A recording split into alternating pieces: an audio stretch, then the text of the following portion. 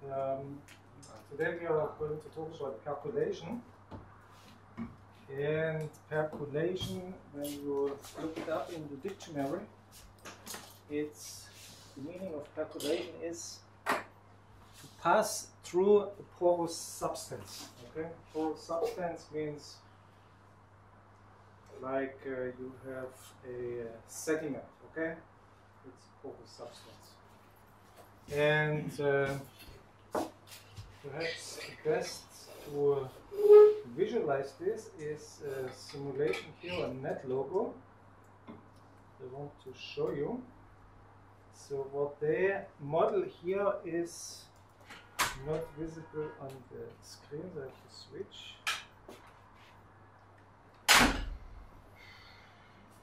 Okay. Now it's better. Okay. So what they visualize here, what they simulate here is the percolation of oil through a sediment. Okay? And so if you set it up with a given porosity, that means how dense is your sediment basically, and then you run it, you get something like this. You see? Maybe I should use the light. Yes. So this is the oil going through a sediment, right? And here you see how much oil goes at a particular time and what is the total amount of oil. And now I change this a little bit. I make the sediment less porous. Okay? So I put the porosity at 50%. What will happen? It will be more dense now, so what will happen to the oil? You have a harder time of saturating. It will be stuck, right? It will not go so nicely through. Yeah, see, it's stuck. And I can go to a higher value. We saw that 60 was quite nice, right? It went nicely through it. Let's go to 70, 70.5. So basically I have now less dense sediment and it goes much faster and a lot of oil is going through. And it even continues, it's periodic boundary conditions, so you can watch this forever. So, but I want you to appreciate this transition point here at around 60. Okay, set up. Yeah, this is exactly the point where it,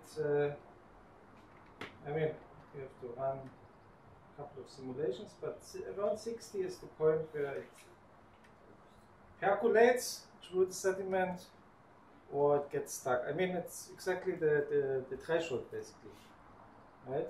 So here it's just finishes.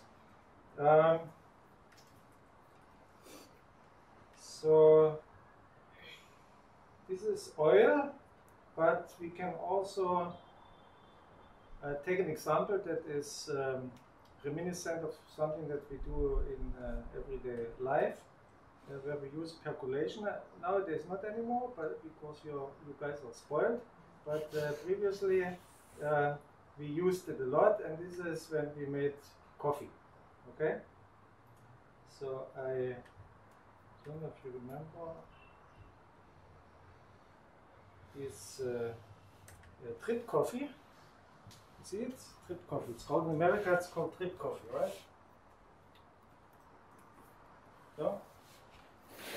Yeah. Ah, you don't know? It is. Yeah, it's called drip coffee. If you go to a motel, to a cheap motel, you can get maybe a drip coffee. So how it works, you get, you have your Turkish coffee, grounded coffee beans, right? You put it in the filter.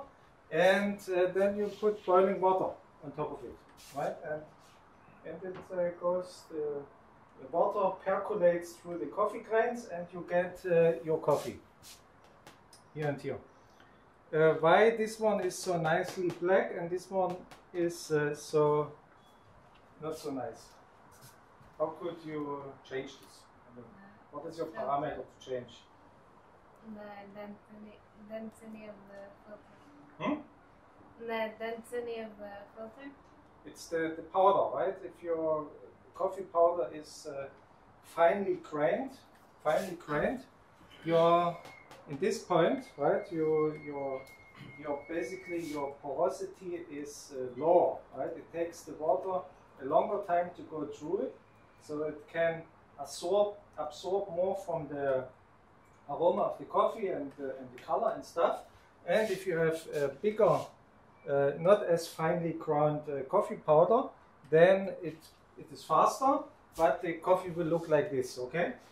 My great-grandmother, she used to drink coffee like this, because it has less caffeine, you know, but it also looks not very appealing to the eye. So this is a way to see what I mean to visualize percolation in coffee brewing. So actually, when you are at a particular grain size, right? So your coffee is very finely ground, and if it's too finely ground, water will not percolate through it, right? So there's a limit given by this 60% that we saw before for oil, but for coffee it's similar percentage. So how could we even go beyond this?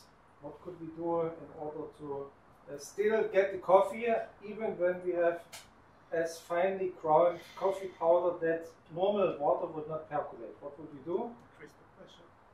We go to Karnaf. What do they do in Karnaf? Spread out the powder. No. What do they do in Karnaf? All the time they make it their fuch, and when they release it, it makes psh, right? Because they don't put simply boiling water through your coffee, they put steam, right? And with steam you can percolate better, so you will get in the end more caffeine and darker coffee, right? This is the recipe of doing espresso, right? Espresso, how does espresso work? You all know this stuff, right? I mean, it's also a little bit old-fashioned, more my style of making coffee, but you get some percolator, it's called percolator like this. There you put on the top the coffee ground, and in the bottom you put water, and then you heat it up. The steam goes up and is pushed through the coffee ground, and you get your espresso, basically, right? And if you are very rich and you like to have your espresso also when you go on trips, I saw today that there is, how is it called? Hand presso. How does it work?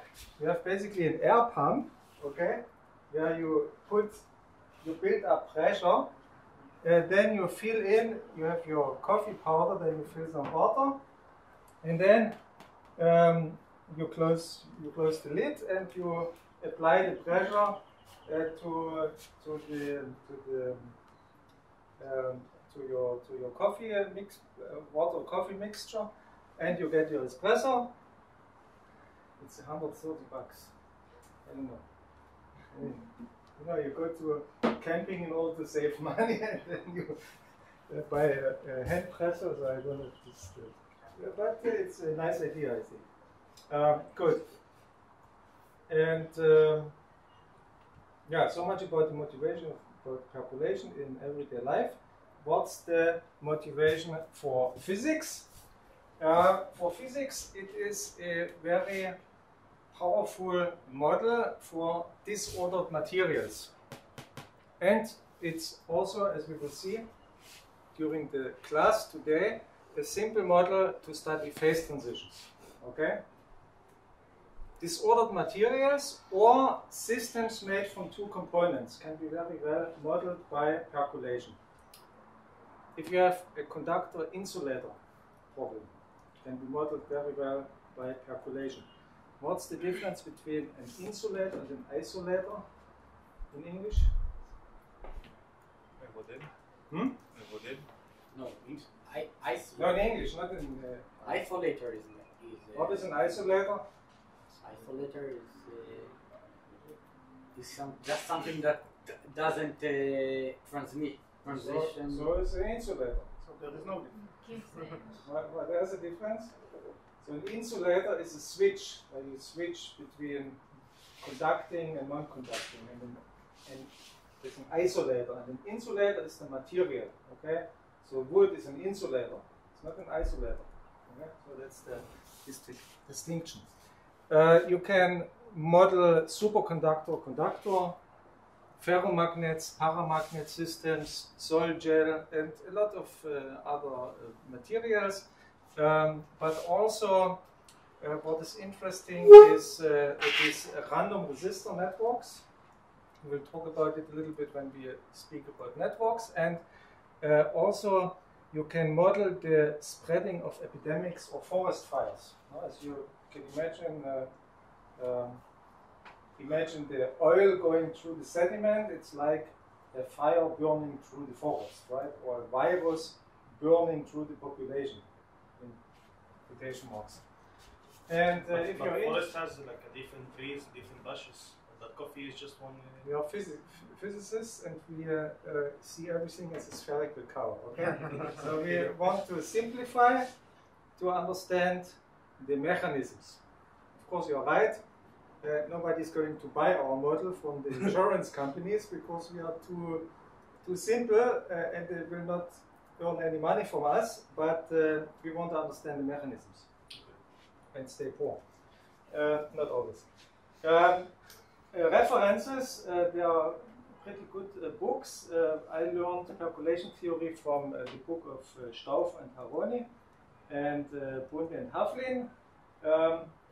They go very much into detail. So today we only have one and a half hours, so we will not go so much into detail. But if you're interested in all kinds of applications and more going to more basics, then you're welcome to look at these books. But usually from chapter 3, 4 on, it gets very heavily. The mathematics gets quite heavy. Good. So let's talk a little bit about how to simulate now calculation, how to do it practically. And the simplest way to simulate percolation is to take a square lattice, okay, and to occupy with a probability p a site or not to occupy it. Okay, so if you have this square lattice and you throw a die and you say I occupy the site when I see a 1 or a 3, and otherwise I don't occupy. Okay, what would be the probability then of occupation? 1 over 3, so 33%, right? So I do this.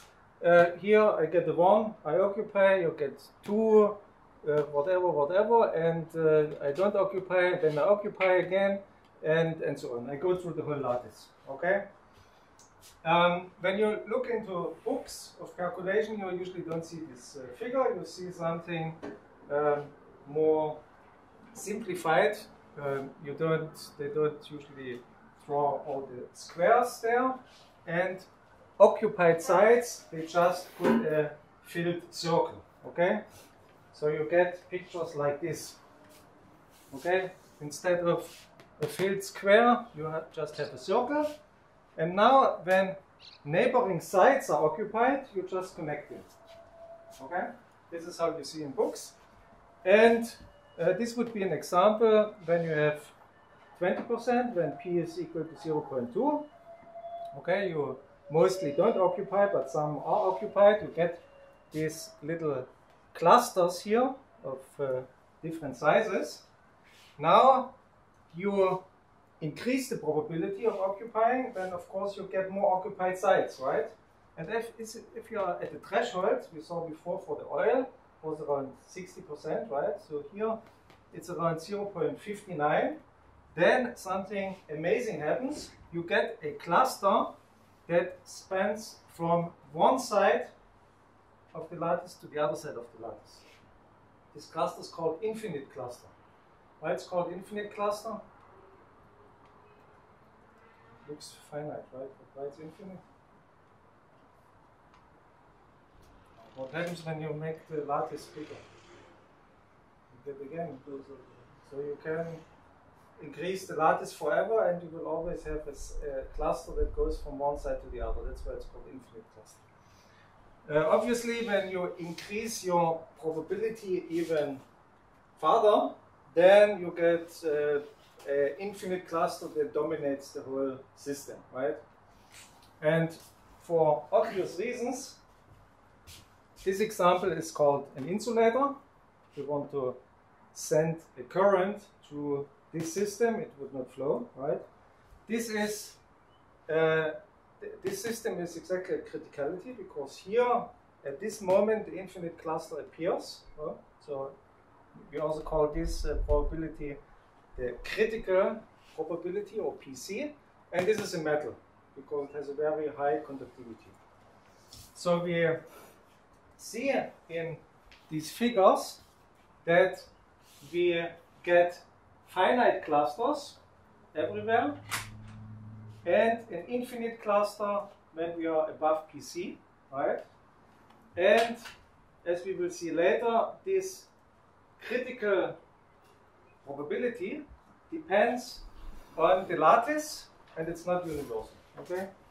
This is just for you to now to swallow, and we will talk about this later. This is a 2D system. Of course, you can also go into one dimension. This is the easiest, and you can do analytic calculations. It's a little bit boring, because you just go to the right and to the left, and you decide whether you occupy or you don't occupy a site. But it is perhaps important to define certain measures. For example, the correlation function. Okay, correlation function. Have you learned about this in statistical physics? What the correlation function is? So this is something that gives you the probability that two occupied sites. Okay, so imagine the chain. You have two occupied sites. Probability that these two occupied sites that have a distance r from each other belong to the same cluster. Okay. So obviously, when we are for the linear change, the critical probability that I have an infinite cluster has to be 1, right? Otherwise, I don't go from one end to the other. Everything has to be occupied, and the correlation function is 2p to the power r, right? Why it's 2p to the power r? Because you probability that two occupied sites with distance r belong to the same cluster, so you have to go p times p, right? For two sides, when they are distance r away from each other, you have to do this p, okay? P to the power r. Why it's a factor 2? You have to go also to the other side. Okay, 2pr. So that's the correlation function for a linear chain. So now, instead of occupying sides, you can also occupy the bonds, right? So you don't go at occupying the area of the square, but you occupy the sides. Okay, this is called bond percolation. You take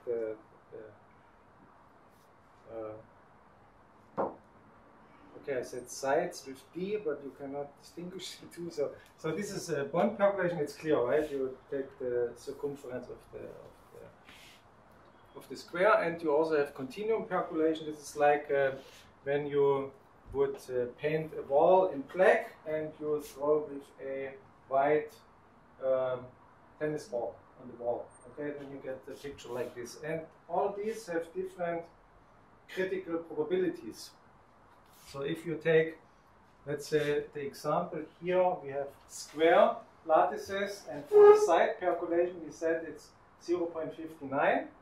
But when I take bonds, I get 0.5 as a critical probability. Why it is 0.5? Why it is lower than for the side percolation?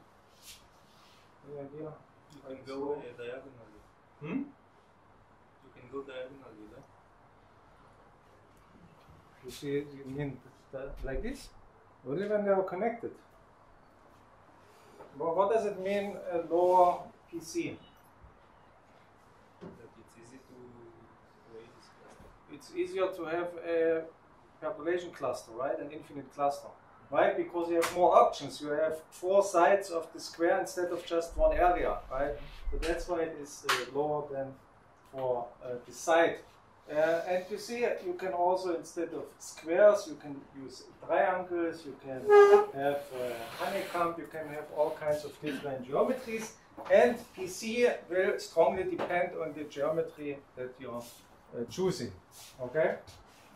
Good. How would we now simulate this population cluster practically? And so there are a couple of approaches to do this, and one of them is the Herschen-Koppelmann algorithm. There will be a lecture on this, I think, so I will not go too much into detail, but basically it is the following. You start with your lattice, and then you occupy with probability P a side, or you do not occupy it, right? So if it's occupied, it's here shown with dark color, and white when it's not occupied, and then you start numbering these sides when they are belonging to the same cluster. So you start with 1, 1, then you have a break, so it has to be, you have to start the next cluster, 2, then again you would start the next cluster with 3, but you see, okay, but this one is connected, so it belongs to the first cluster. Okay, so 3 is only given here. So now you come to this one and you are in trouble, right? Because this is belonging to this guy, but also belonging to this guy. So you spend a time, in the meantime, you give it the number 2. Okay, you go through all your lattice, and when you revisit later the site, then you correct for it. Okay, so it's a little bit time consuming, this algorithm, but historically it was one of the first. Why another number is incorrect? Like, why can't it be 3, 4, 5? No, because why this cannot be 3, 4, 5? No, why can't this be all 3 instead of all 2? Because I gave this already. I said that this cluster here has the number 2. But it was your decision. Like, what if I can choose 3 instead? Wow, you can also call it 3.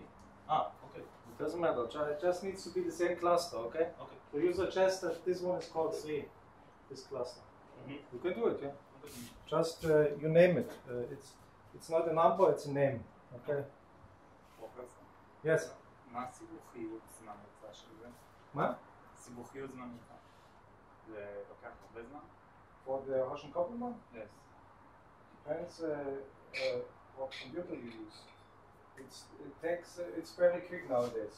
But when I was your age, this took a whole day to do. 1,000 times 1,000, you could hit enter, and then you go to the cafeteria and eat lunch and dinner, and then you come back and maybe it was finished. But now it goes very quick. Okay? Very quick. Another example is called Leith algorithm, and this one is, I never worked with it. It's perhaps practical for some applications, I don't know. But how it works is you build the cluster based on shells, right? You start here in the middle. You already decide about the geometry of your cluster. You exit out here. And then you add shells to your cluster, okay?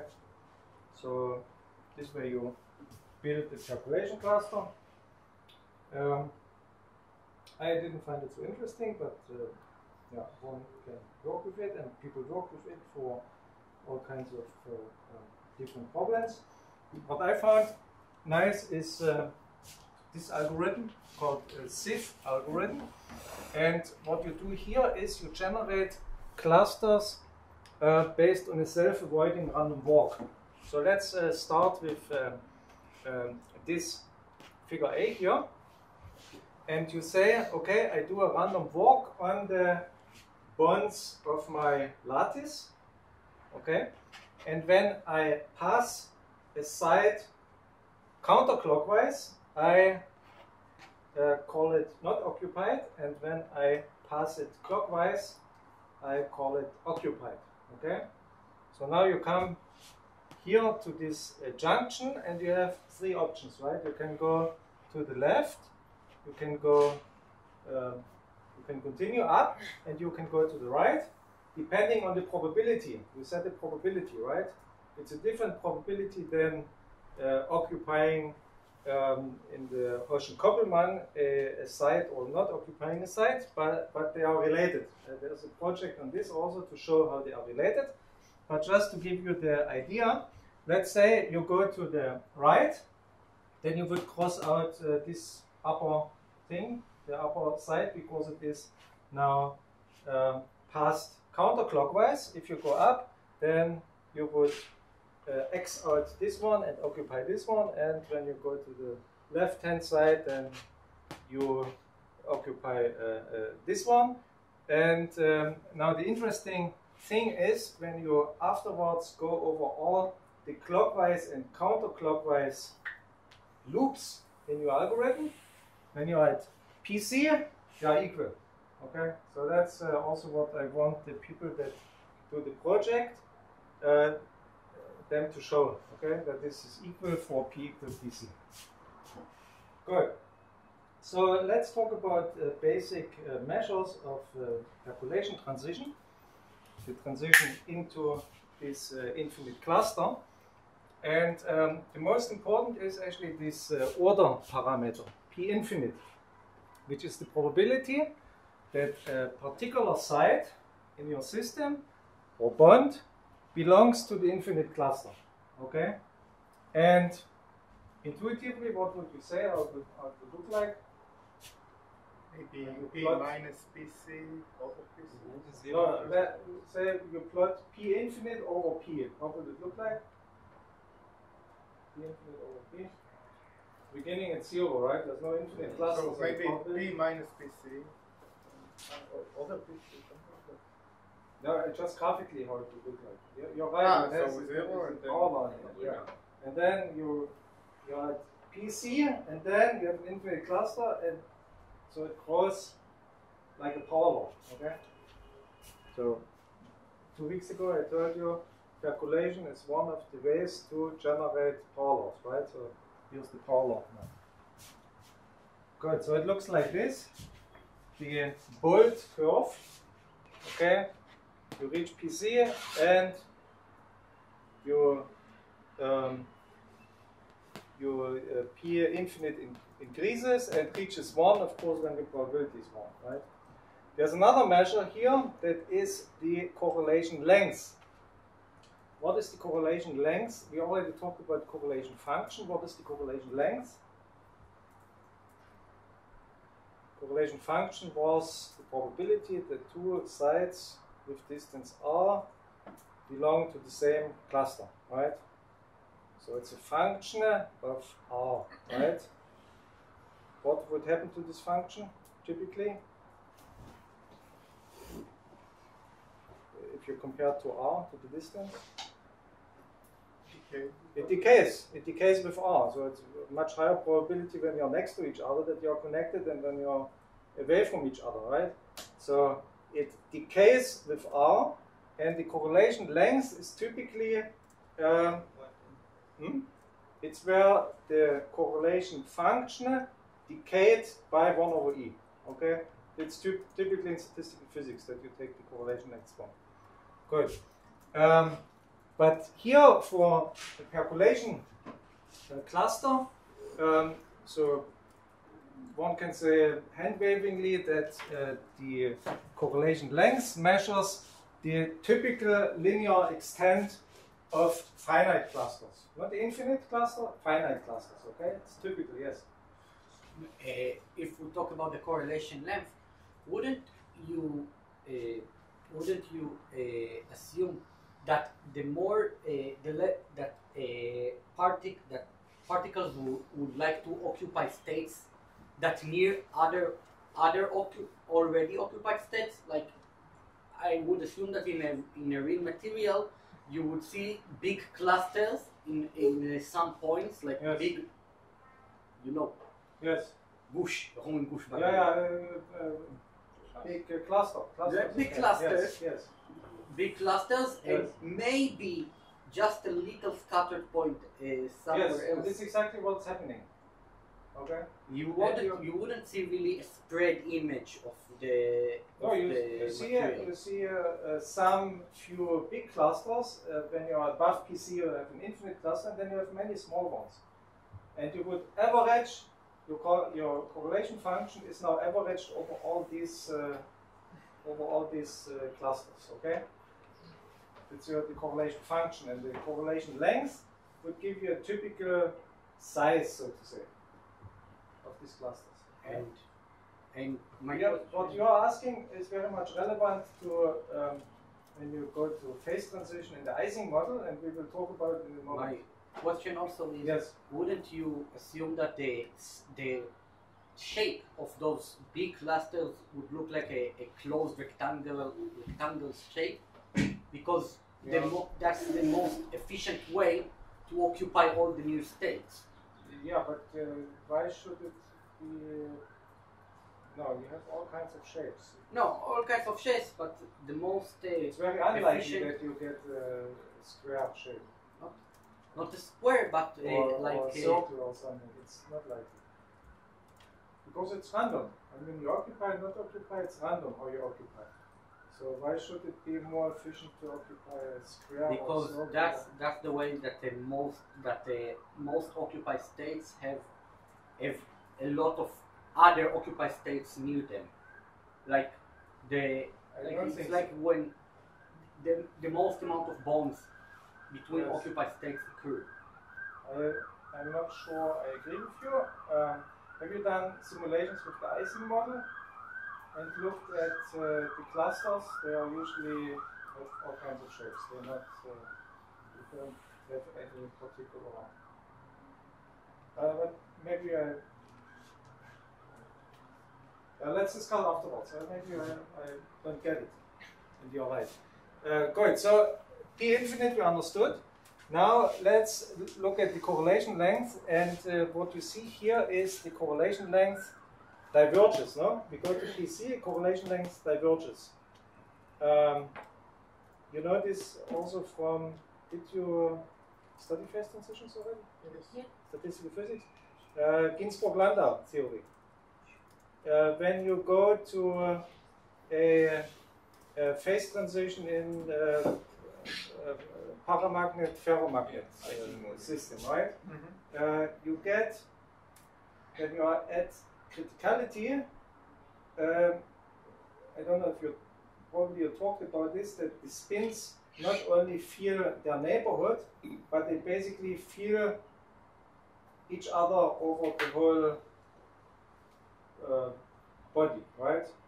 So this is meant here by this divergence. You have the correlation length diverges, so the spins feel each other everywhere. Okay, at PC. Okay, so this is the analogon from magnetism. So so we understand when we go to PC why it diverges, right? But why does it decay after PC? Correlation length? What happens? Why does it decay here so quickly after PC? Hey Dan, any idea? What happens at PC? Well, PC we have the infinite cluster, right? So it gives you the linear extent of the finite cluster. So until here we don't have an infinite cluster. So I have the finite clusters. They are growing. One of them takes over, becomes the infinite cluster. Then it diverges. And after PC, now the infinite cluster is eating all the other clusters, right? They are joining it. So what is left are smaller and smaller finite clusters. Okay? So that's why it decays so quickly. That's the idea. Good.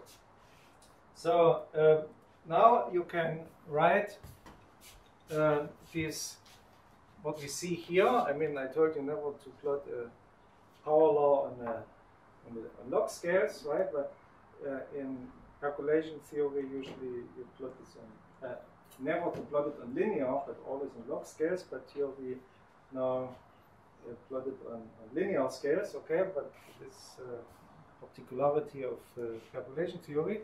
But these, what you see here, these are power laws, okay? These are power laws, and P infinite you can write as P minus Pc to the power beta, okay? It's the exponent beta, or this, especially here in this area, and Xc, the correlation length, behaves like P minus Pc as an absolute because it's both sides, to the power minus nu, okay? This exponent, critical exponent for the correlation length. Now, the relationship between beta and nu is given by this formula, where d is the dimension of where you're working in. So the lattice would be just 2d, right? And df is the fractal dimension of your calculation cluster. We'll talk about fractal dimension and why the calculation cluster is a fractal in a minute, but this is an important relationship, and we can hand-wavingly derive this by the following two arguments. The first argument is partially hidden, but you can see it here.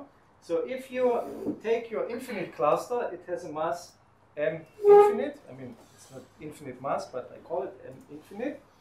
And I can say, okay, so this mass is simply the volume, L to the power d, and times the probability that it's occupied.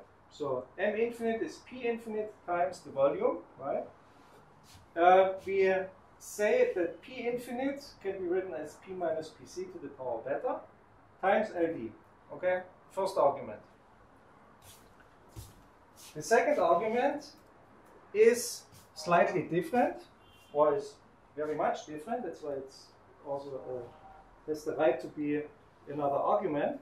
And here I say, okay, I dissect my infinite cluster in pieces, okay, of smaller clusters of size xi, okay? So I just split it up. So then I have how many of these pieces I have? L divided by xi, right? Is the number of pieces. So, and the mass of these little pieces, so I have, let's say I have 4 pieces, so what is the mass of these little pieces?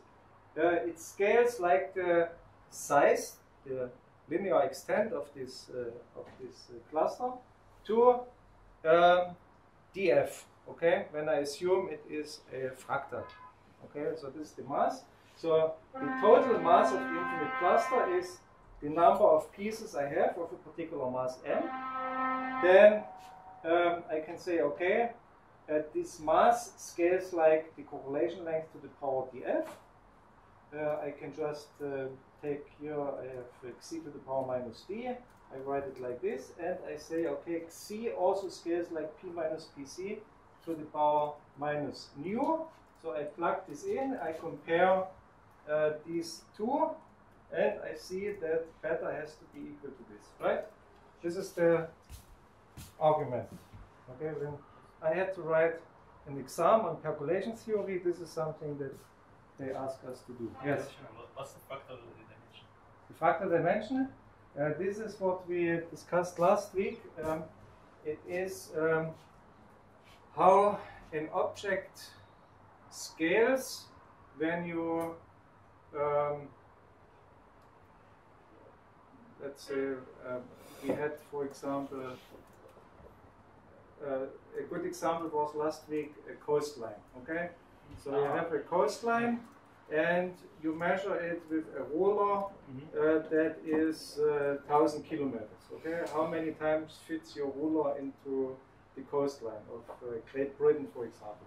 And you say, okay, 5 times. Now I make my ruler smaller. I say it's 100 kilometers. So of course it fits more often into the coastline of Great Britain. And when I go to 50 kilometers, it fits even more. And what you will get when you plot now the coastline versus the ruler length, you will get a power law. Okay? And the slope of this power law will be the fractal dimension of your object. If you will take just a square, you will get a slope of 2. Okay, because it doesn't matter if you take 100 or 1,000 kilometers. I mean, given a large enough object, it will fit all the time. I mean, the relationship will be all the time given by this by an exponent of 2. But if you have some fractal object like a coastline, it will be different. Okay. Mm-hmm. So on a square we just get the LD. Hmm? The mass at infinite. LD is just volume. Yeah. So if we have a square, the mass infinite is just LD. Ah, it's just LD. Yes. Exactly. Or as L square or L to the power 3 if it's cube, right? Right. Good. And now, so this is an important thing to understand. The comparison of calculation to magnetization. Okay? So, because historically a lot of research was done here. Let's go through it step by step. Here we have the plot of a magnetic phase transition, where when we are above TC, we have a paramagnet, and when we are below TC, we have a ferromagnet, right? So if you plot magnetization over T, you will get a graph like this. Okay? So far, so good. What we also discussed in magnetism is the susceptibility. Okay? How susceptible my material or whatever is to small changes in the external field, right? And we learned that it is that you get something like this. When you go to TC, it diverges, right? How is this called here? How is this decay for when you are above TC? Did you learn magnetism with your client? Well, who's teaching it? Electromagnetism? Aviad or Ah, okay, but maybe then it's more experimental. Okay, no, it's not that. Okay, so anyway, probably you know it, it's the Curie-Weiss law. Okay, this one over here, decay here is famously called Curie-Weiss law. Good. Now, before we said, when we have a percolation transition, so we can plot now the P infinite over 1 minus P, and we get very similar picture like here, right? So instead of going up here, when it's 1 minus P, it goes like this, okay? And then I plot here, so so now I have here something strange. I have here the mean number of sides of a finite cluster. Okay, so before we learned about correlation length and correlation function, right? And this diverges when I go to PC. Now I plot here the mean number of sides of the finite cluster, giving me also a measure of how big the clusters are, right? It's now not about a length between the cluster, but the size of the cluster. Okay, this is as why do I use this? Why is this a good analogon to the susceptibility?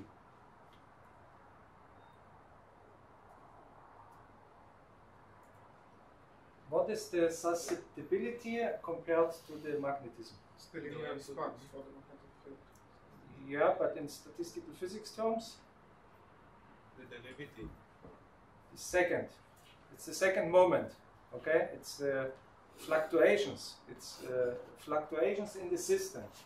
And it's basically the response of the system in creating smaller and bigger clusters as the result of an external magnetic field. Okay, so it is more natural to I mean, here we talk about the susceptibility, basically gives us a measure of cluster growth, okay, in the magnetic, for the magnetic phase transition. So it is more natural to use here also something that quantifies the size of the clusters, okay? That's why it's more natural to use here S and not the correlation length. How would this look for the correlation length?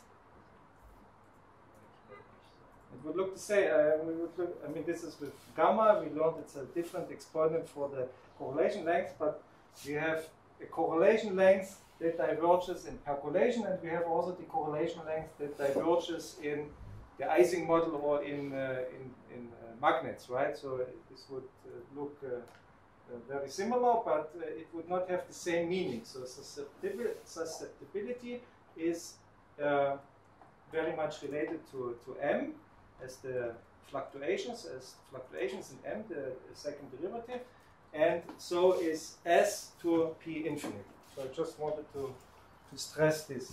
And so when you want to describe the geometry of your system, of the clusters, then you can also say the following. You can say, when you ask the question, how large do clusters get in terms of the number of occupied sites, then you would use S, right? So occupied sites, you ask for a number, basically. And if you would ask the question, also related to geometry, over what distance two sites are likely to remain on the same cluster, now you ask for a distance, then you would go to the correlation length. Okay, so these are very, usually students struggle with this distinction, but it's two different things. Once you ask for a number, and the other time you ask for a length. Okay, so two different things. Good, let's summarize the ideas until now. When we compare the transition, the percolation phase transition and the magnetic phase transition. I wanted also to ask you another thing. This is symmetric, right? This is asymmetric. Why? Also, lecture about magnets. Why is this asymmetric? Why the decay here is less pronounced than the decay here? And why is it different to percolation? Any idea? What happens below TC here? You think about the magnet. What's the difference between being here and being here when you would look microscopically at the magnet? The infinite cluster? No, here the infinite cluster is here. Now we are talking here about the Ising model. Below TC all the spins are aligned. No, not all the spins. Not all. But Yeah, you're close. The You're only close. What parameter happens? is magnetization. The second magnetization is not zero. Below TC. But what do you build inside the material? Magnetic domains. Okay, so they start to develop here. You're below TC and you develop magnetic domains that you don't have in the paramagnet, obviously. And when you have magnetic domains, they are doing their own thing, right? They are not so much anymore susceptible to an external magnetic field. So that's why less susceptibility for lower temperatures. That's why it decays faster, okay? Something I learned from your client. Good. So let's summarize these ideas because I think they are important. When we compare percolation to magnetism, then P in percolation has the same role as T, as the temperature. In magnetism, P infinite. So P infinite we already talked about. We know that P infinite behaves like P minus Pc to the power beta. Very similar behavior like magnetization for a magnet. correlation length we talked about, it is described by p minus pc to the power minus nu. We talked also about the size of the finite clusters. This was S. The difference between Xc and S we discussed on the previous slide. Just the one is a number, the other one is a length. And it goes with a different exponent, p minus pc to the power minus nu. We saw that nu and gamma for the correlation length and for the average size of the finite clusters are the same. They are symmetric for p lower than pc and p above pc. We take into account only finite clusters, we said. And now the important thing is, that's why it's in red, p, nu, and gamma are critical exponents. Okay? They describe the behavior at the transition point, and they are universal. They do not depend on the structural details of the lattice. You remember on the second slide, I showed you how PC changes when I take triangular lattices, when I take honeycomb lattices, when I take side percolation versus bond percolation, continuum percolation. Everything had a different PC. PC very much depends on the geometry, on your system, right? These exponents do not, okay? Exponents do not, they are universal, they don't depend on structural details of the lattice, nor on the type of percolation, only on in which dimension you are working, okay? Universality, as you know, it's a property of second order phase transitions when you let your order parameter go to 0 continuously. And all magnets in 3D have the same beta independent of lattice and type of interactions, which is very nice. But TC and PC depend on the lattice. And here you have the whole zoo of numbers. I mean, it's not so much like we had before when we had different geometries. Just the only parameter here is d. When you're at 2 dimensions, these are the exponents. And when you're at 3 dimensions, the exponents are this. And when you're at 6 dimensions and above, it gets, surprisingly, everything gets easier. Okay, there are particular reasons for this. Once I did a whole lecture on y, and everybody fell asleep, so I'm not going to do it again. You will also, you don't need it again. It's just interesting for you to know that when you're above 6 dimensions in calculation theory, life becomes easy. Okay, that's the take-home message from this table. Good. Now let's, I mentioned it a couple of times already, that the calculation cluster is a fractal. Okay, let's look into it a little bit more carefully. And let's say we are at criticality. Okay, what was the definition of fractal? Was it below? Zoom in and shake. It's the same shape. Yes, yes. So actually, Mandelbrot gave 4 definitions in the course of his life, and every time he was criticized. So at the end he said he gives up. And colloquial, what you gave as a kind of definition is what is generally accepted. The only thing is you zoom in and you zoom in and you zoom in and you get all the time the same. Not the same picture, but a very similar picture. The same picture when it's a mathematical fractal, a similar picture when it's a random fractal or a natural fractal. But that's it, right? You don't know where you are. There's no fixed time scale, fixed length scale, so to say. So when we look at this calculation cluster at PC now, the infinite cluster, so we don't really know where we are. No, I mean this one picture here is the zoomed-in picture of the other, and it's not very easy to say which one is the first, but you can still see it. Well, which is the one we begin with? right one is the zoomed out. This one is the first one? It's the zoomed out. Yes. left one. So you start here, you zoom in. What is the next? The left. The left, and then this one, and then this one, right? How do you know? The yellow and the shape of The C. The C? Based on the C of the No, C and borders. This one? Yeah. Yeah, very interesting. 2 years ago, I gave this lecture right after the Eurovision contest, and everybody saw here a unicorn. They said it's because the unicorn. You see here the unicorn. Here's the unicorn, and then this is the belly of the unicorn, so it has to be this way. Very interesting. Good. So, and how do we characterize factors? I mean, one is about the definition and quotation marks. The other thing is how to characterize factors. We characterize factors by the fractal dimension, right? How would we do this here? How would we only learned one way to get the fractal dimension.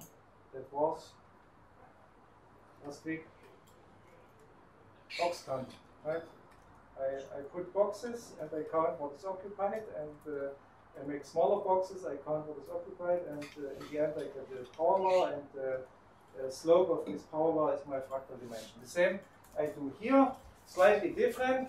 What I do is I take now one box, okay, this is my box here, and I calculate the mass of this. I mean, the mass is, I just count occupied blue sides as contributing to the mass of my cluster, and when it's yellow, it doesn't contribute, right? And then I go smaller and smaller with a smaller and smaller square into the object, and I repeat the analysis, and I average, and I obtain that the mass here of this that is occupied by this square scales with the size of my square to the power df, okay? And when I'm in 2D, like here, I get 91 divided by 48. We will get to this number in a minute, how we obtain it. And when we are in 3D, then you have 2.5. Okay, this is the fractal dimension of a calculation cluster. Good. This happens at criticality. What happens when we are above criticality? What happens when we are above criticality? What would be now the fractal dimension of my calculation cluster above criticality? This is now about intuitive understanding from last week. Any idea? Sure, any idea? If you do now the box counting here, everything is blue, sure. Everything is blue, and you do the box counting. What do you get? You do smaller and bigger and bigger and smaller boxes. So, what slope would you get? Infinite. No, it will get close to the real dimension. Yeah, you would get 2, right? It's almost everything is filled here. So the mass scales like the mass of inside the square. Okay, when you occupy elements in the square. So you have basically, it's written here. This continues to be true as long as now you can zoom in and zoom in and zoom in, and when you reach to a size of your square, right? And you zoom in, that is comparable to the correlation length, then you start to obtain a fractal dimension. Okay. So if you zoom in, so here we are the zoomed out picture, we zoom in, okay? We are here, still everything looks very homogeneously filled, more or less. So we zoom in again, okay?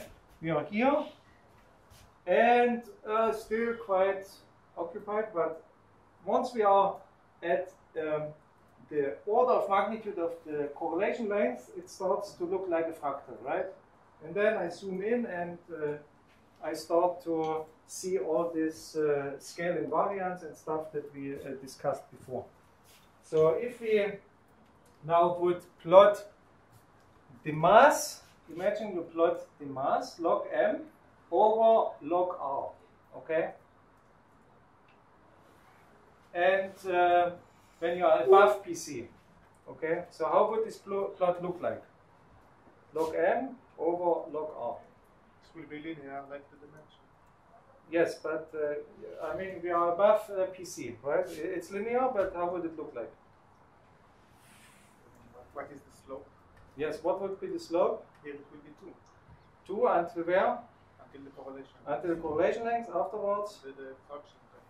df, right? So it looks exactly like this. You're above correlation length, it is not a fractal, everything is homogeneously filled, very boring. You're below correlation length, and it starts to be a fractal. For me, very interesting. Maybe for you, still boring. But that's it. Okay, that's the transition when you go to the correlation length. The Yes. transition is always continuous? Hmm? The transition is always continuous function? Yeah, it's you have here some not well defined area where you know. Oh, it's like, Yes. when it's log c, Uh-huh. on the left side it's the slope is df, on the right side the slope is d, or Yeah, this is something else? D. This is D. Yeah, but right and, from log c. On the left side of log c minus, we have a df slope. Yes. Log c plus, we have a d slope, or something else. Log C. Why log C? Log c is Log R. no, Log R. but we have log c, we have the C. correlation. Okay. Yeah. On the left Yes. side, Yes. we have a slope of d, Yes. df, Yes. Yes. and on the right side exactly d. Yes. Yes. So it's not a continuous function. It's yeah, okay. It's not a continuous function, but okay. What do you want to say by continuous function? You can. This is a simulation. Okay, so Okay. when you are here in between, then it's not well defined. Okay, it's by simulation. By simulation and averaging over many realizations, and when you're well below C, then you get df, and when you're above, you get d. Okay, so not a continuous function. Mathematically, you would say it's you have your discontinuity at C. Good. So that's it about how this looks like for log m over log r. Now you can also say how would it look like when I increase my lattice size? Okay, so before I had a fixed lattice, now I increase my lattice, and how would the number of how does the mass or the number of size ml of the largest cluster grow with the size L of the lattice? Okay, for different p. Example 2D, d equal 2 dimension, and you get 2 different kinds of curves. Okay, so here is the mass of the largest cluster, and here is the system size. I can make it a small system, I can make it bigger and bigger and bigger, and I have different lines here. So what is what, basically? Any idea?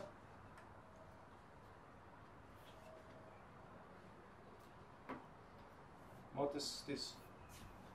When does it grow like this?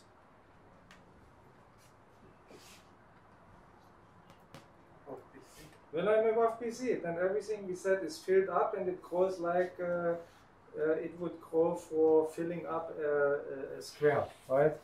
So this is obviously when I'm above PC, then I have a d equal to 2. When I'm at PC, I have exactly the fractal dimension, 1.89 in this case, and when I'm below, I have this kind of logarithmic behavior. So that's the answer to the question,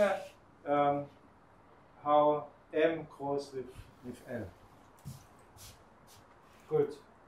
So we said before, we derived the relationship between the critical exponent and the fractal dimension. Somebody remembers how we did it? We had these two arguments, right? And there was, what was this relationship? Somebody Beta remembers? equals Beta equal N times D minus D. Yeah, exactly. So, and this is a relationship you can easily use in order to calculate now df. I gave you the critical exponents, right? And you can just plug them in, and this way you get, remember before I told you we got the fractal dimension 91 divided by 48, here is where it comes from, okay? You can plug here in 2, or 2D, beta is 5 divided by 36, and mu is 4 divided by 3, so it would be 5 divided by 48, so 96 minus 5 is 91. This way you obtain the fractal dimension. Good. Now, also we all the time call it fractal dimension in order to kind of derive the fractal dimension. We always took Euclidean objects to see how the length scales with my ruler size, right, or the mass scales with the square I put in my object, and so on. And another way is not to use Euclidean distances, but what is called topological or chemical distance. Okay, so Euclidean distance between these 2 points would be just from here to here, but when I go according to a topological chemical distance, I just plot a path according to a way I would walk, right? So when you're on Minecraft, for example, you would say everything here in white is lava. You cannot walk there. You can only walk here. This is L, okay? As opposed to R. R is how my Ender Dragon flies from here to here, and L is how I walk from A to B. Okay, this is L. So they have a relationship between each other. First of all, this is what we learned before. The average mass of my cluster scales with R, the box size to the power df.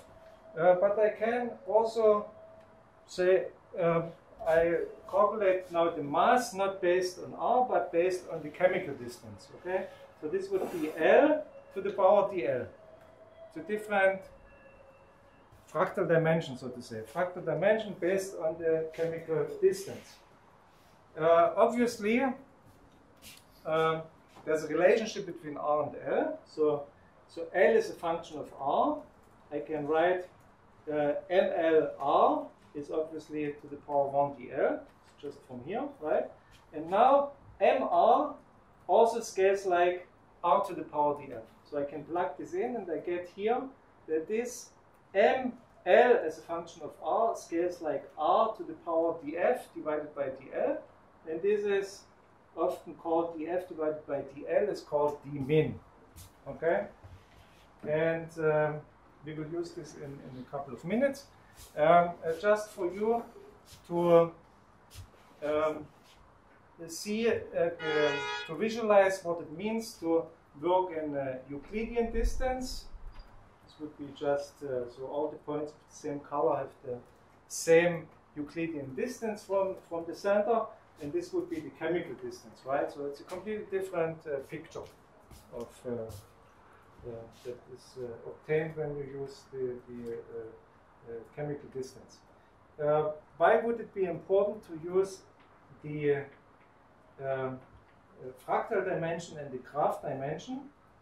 In practical terms, it would be important to distinguish fractal structures that have a similar or the same fractal dimension. Okay, so last week we learned about Lichtenberg figures, right? This was the pattern you get on your skin when you're hit by lightning, and you survive. So, but you get these Lichtenberg figures, they look like this, or discharge patterns, right? And this is a percolation cluster, as we just said. And for d equals 3, the fractal dimension is very similar, 2.5, okay? Now, I could not use these two to distinguish, I could not use df to distinguish the two, but I can use dl. Now, testing you guys, what would be dl for the Lichtenberg figure? Closer to 3. Okay, closer to 3 than this one, you say? Yeah. Okay, good, but you can even be more exact. If you have understood all the stuff we talked about last week and today, then you could tell me immediately what is dl for the Lichtenberg figure. What is the difference between df and dl?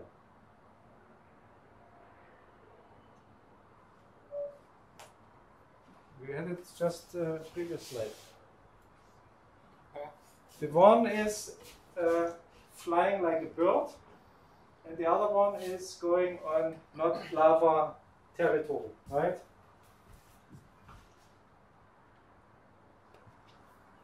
Is there a big difference for the Lichtenberg figure if I want to go from A to B? No. I mean, the bird flies the same as I walk, right? So there's no difference between, intuitively, between, you can also calculate, of course, between df and dl. So for the Lichtenberg figure, I get the dl of 2.5. There's no big difference between the two. And for the percolation cluster, I get more or less. More. Why? Because the path is more smooth. You have more loops, yeah, but why then it would scale, it quantifies how it scales with the length, right?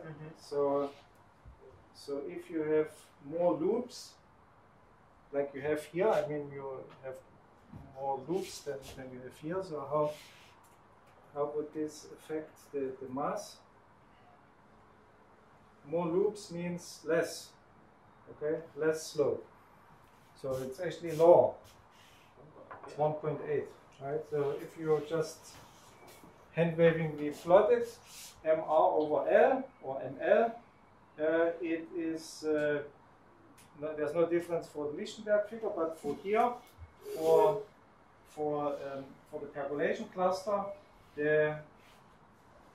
actually there's no difference between the two for df, but here ml is growing much faster for the Lichtenberg figure than for the percolation cluster, right? Because I don't have loops.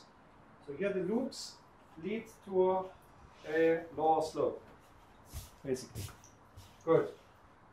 You have all kinds of substructures that you can use in order to calculate different dimensions on a percolation cluster.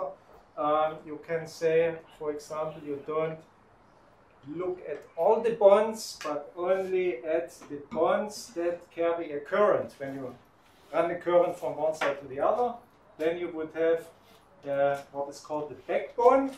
Okay, you can say I only look at dead ends that are the complementary of the backbone that do not carry current.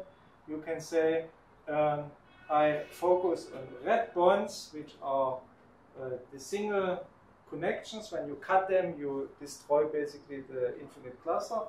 And you have clocks, that is the backbone after removing the red bonds. These are all kinds of things people discussed and studied in the past, and they have some kind of relationship to real world applications.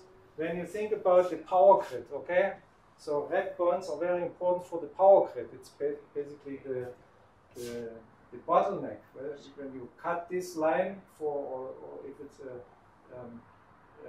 on the electric grid, if it's a power plant and you kind of attack this, we will talk about it when we talk about networks, then you can put a whole country into a blackout, right? Or if this bottleneck is Jabotinsky, that connects Tel Aviv and Petah Tikva, you know, then it has a particular importance, perhaps, to study it when you have to deal with traffic in Israel. Don't do it. Nobody will appreciate it. Okay, so this, then for each of these structures and substructures, you can calculate the fractal dimension. Don't want to go into detail, it's too boring. Just a couple of minutes, I want to talk about the last application I mentioned, and this is to study forest fire and disease spreading. Dimitri, in a very simplistic way, okay? So this is not something that you can go out and you can say, I understood COVID-19 spreading, okay? But you can develop a very simplified model. You can say, okay, I have my lattice here, or a tree for a forest fire, and I say P is the probability of infection with a disease or getting burned as a tree. At t equals 0, I have only one individual that's infected, and every time step, a neighbor is infected with probability P. Okay, so here you have the guy that has COVID-19, and these are the neighbors, and then this guy got the vaccine, all the others did not get, and the probability of getting infected is now P. So in the next time step, these two got infected, this one not yet, this one recovered, you know, and this way you go, the next step, this one recovered or died, I don't know, and this one got infected, and this way you can study how the disease spreads, okay? You can ask the following questions. What is the total number of infected subjects after a particular time? You use usually in units of L. Okay, L is your time to go from one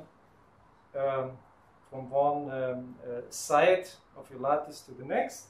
Then you can ask what is the maximum distance, the diameter of spreading, and very important, also what is the velocity of spreading.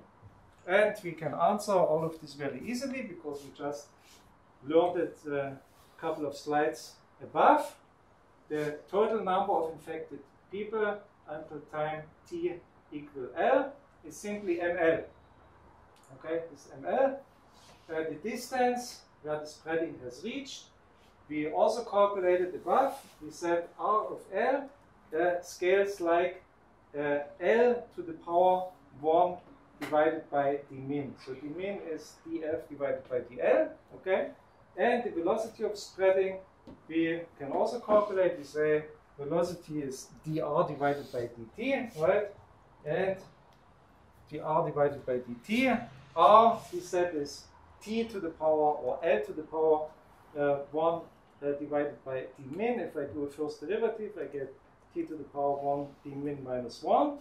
d min is dl divided by df, right?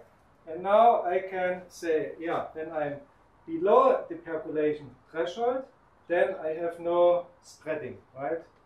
When I'm exactly at P equal PC, and I have a structure where dl is smaller than df,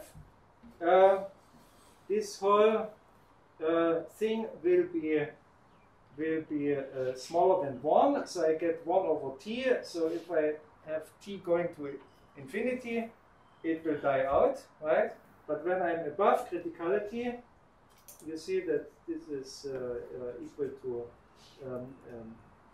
it will be equal, so you get here 2, so you get v proportional to t, so you have a constant velocity, basically. Nobody's doing this anymore. I just, historically, this is how people simulated it, and historically, it's an okay model to model something like the Black Death in the Middle Ages, right? Why? Why it's an okay model for this? Because people don't know how to protect them from the disaster. No, because Yeah, in those days it makes sense to say, okay, I'm meeting only with my Yeah, neighbor, but today people are flying from countries. They didn't go for vacation to Hawaii, you know. Okay. And so they just met their neighbors, and maybe there was some guy who went from one village to another, but that's it. Okay. Nowadays you have fast spreading over large distances because you have car, train, and airplane. You have basically networks, and this will be also the topic of our next talk. So you have these kind of airport networks, and they very much are correlated to how a disease spreads, right? In 2004, they published this paper on PNAS, and this was the spreading of SARS at this time in 2003. And they were laughing about China being completely screwed up. Joseph, you know, this was in 2003. You remember this time? Yes. But 20 years later, they were not laughing anymore, because then it looked like this. So this is now COVID-19.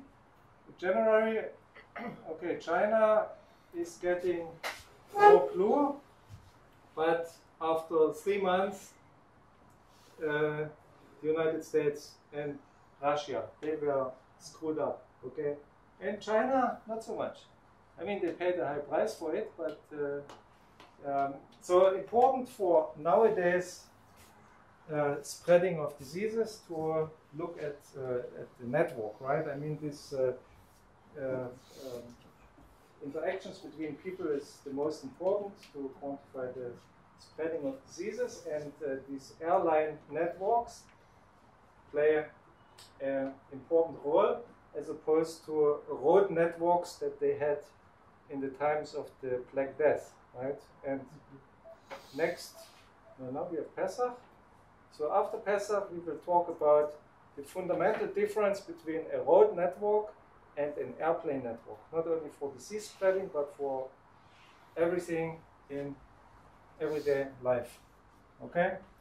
Is So, there a mapping between road network and airplane network, which I maybe use some effective PC, or it can't be done? Mapping, what do you mean? Yeah, let's say Yeah. you're saying that we cannot model COVID-19 with this simple model because all the people are connected. Yes. I'm asking if I can map the COVID-19 into like not connected people with effective PC. Let's say much smaller PC. Or there is not. I don't know about it. I mean, there's a very high correlation between the social network and the COVID-19 spreading. And the social network, as we will learn, has very high similarities to the airplane network and is very different from a road network. But otherwise, and I don't know how to corporate PC there. I don't know. I think Kessler works on this, so we can ask him. It's an interesting question, but I cannot give you an answer. Good. It's just whatever we always do in physics. We take hard problem and not it to easy problem. Yes, right. But we have quite good data. I mean, in general, not we, but Facebook, about social networks, and they can do amazing things with this. Not only disease spreading, but they also identify whether you're Republican or Democrat or Likud or you elect Ben Queer, and then they send you the right information that you stay in your bubble. Good. Thank you so much, and Pesach Sameach, and see you after. Thank you.